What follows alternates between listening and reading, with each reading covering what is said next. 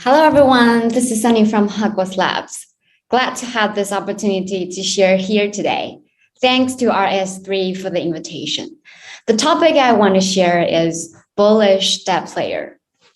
We all know that the development of the internet has gone through 3 different layers, namely the information economy stage, the platform economy stage, and the current ownership economy stage.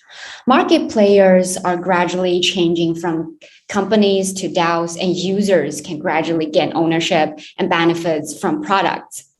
Hogwarts Labs hopes to accelerate large-scale entry of users into Web3 through excellent products at different stages, because we believe that the explosion of Web3 must automatically rely on the dApps. In fact, it is the dApp that interacts between users and underlying protocol. So only when the experience of dApp is good enough can users truly enter this industry. Here we think that in the past, Web2 only solved the problem of productivity. That is to make distribution and push-up notification more accurate, but it didn't solve the production relationship. The employee system is still between people, and users still cannot capture value from products. Because tokens and more forms can fully liberate production relations, Web3 will actually make more outstanding people work harder and allow more deeply involved users to capture value from dApps. Therefore, we think that in the field of Web3, the division of labor in the world has undergone some changes. For example, with the development of GameFi, such as Axie Infinity and Steppen, Southeast Asia has become the center of manufacturing. Because whether you are playing games or running for others, in short, there are a lot of labors that goes into production in this industry. Here we could see that Web3 is divided into 3 layers: protocol layer, middleware layer, and dApp layer. Hogwarts Labs will 100% focus on the dApp layer. There are still a lot of opportunities for dApps. Regarding the dApp layer, we have found that the current timeline is very similar to the beginning of the mobile internet in 2010. Users entering Web3 from outside are not from nothing, but from something to better. It's very similar to that time. A large number of users are still on the PC side, just like a large number of users are still on the Web2 now. And then some users by early adopters, such as CS, HTC, or various versions of Android phones. In fact, there was a lot of demands on mobile phones that was not fulfilled at the time.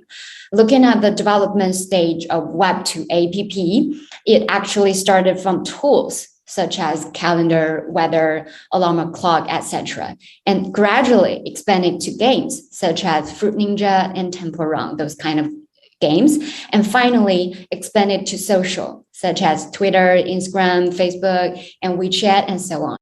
Because the early bandwidth and various performance constraints are unable to meet more advanced scenarios. Only when the infrastructure develops to a certain stage can more interesting product appear.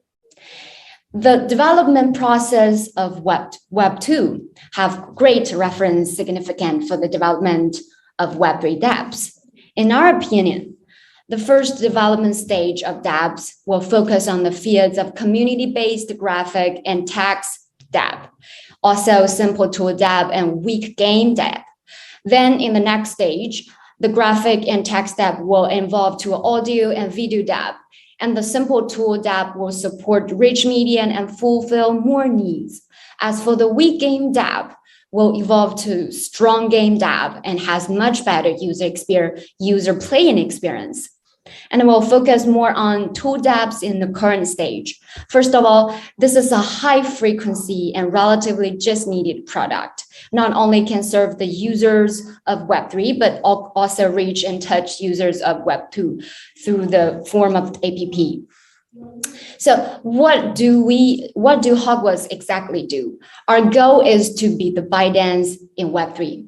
We will incubate and invest more excellent dApps. Our team will stick to product-led growth because in the end, whether a product can acquire customers to a larger scale comes from self-growth. And the incubation here means developed totally by our own core team. And here are some products that are already in our pipeline. The first one is Show Me. Show Me is a subscription NFT social network, and we have launched Show Me for 2 months. For now, we got 50,000 users and more than 40,000 followers on Twitter. And also we have on board 12,000 Discord users. When we started Show Me last September, the creator economy was not as hot as it just now, which also proved that our team's judgment on products and grasp of trend are accurate. It also gave us more confidence to develop new products.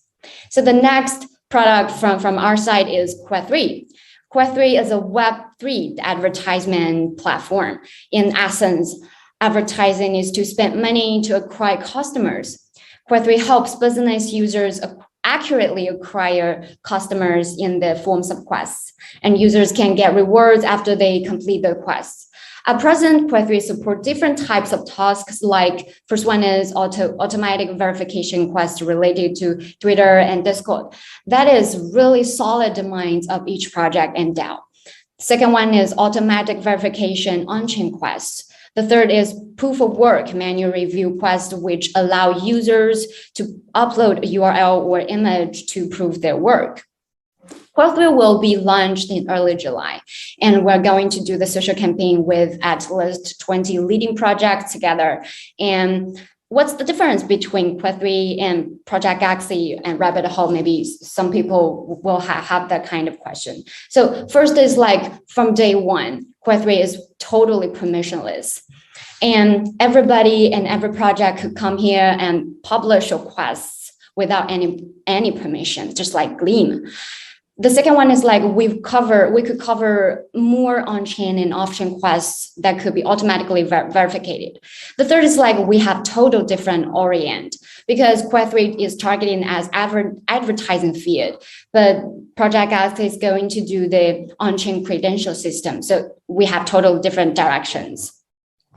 So why do we think that it's going to work? Because based on the previous experience and Web3 explosion, our team structure will maximize the use of existing resources and shorten the incubation and market promotion cycle of our new projects. First of all, the market and research team belongs to the middle office and will serve each independent BU, that is business unit. When we discover new business opportunities through various information channels and market research, we will establish an independent BU to develop projects. When the initial development of the project is completed, the resources of the marketing team will be used to promote the new project, including social media, KOLs, partners, and local BD teams.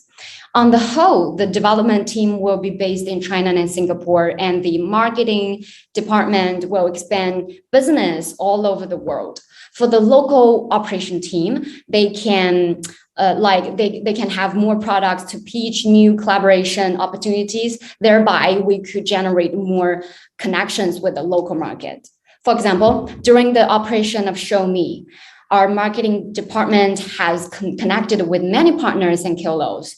Although some projects cannot collaborate with Show Me, but we can cooperate with Quest3, which greatly reduces the threshold for new product promotion. And in addition to the market resources just mentioned, technical resources can also be reused. For example, the API of the Web2 or Web3 projects we obtained can be directly called by new project, such as Twitter, Discord, ENS, and Snapshot, etc.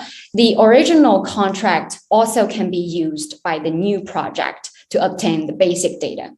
This reusable resources is very important, which means that we have the ability to become a data production machine, and all the products are connected at the underlying data level. Like the quest information of Quest3 can be synchronized to our new product Calendar 3, and the article feature of Show Me can be used as the task carrier of Quest3. So in the long run, Hogwarts Labs can occupy more market size and users in this way.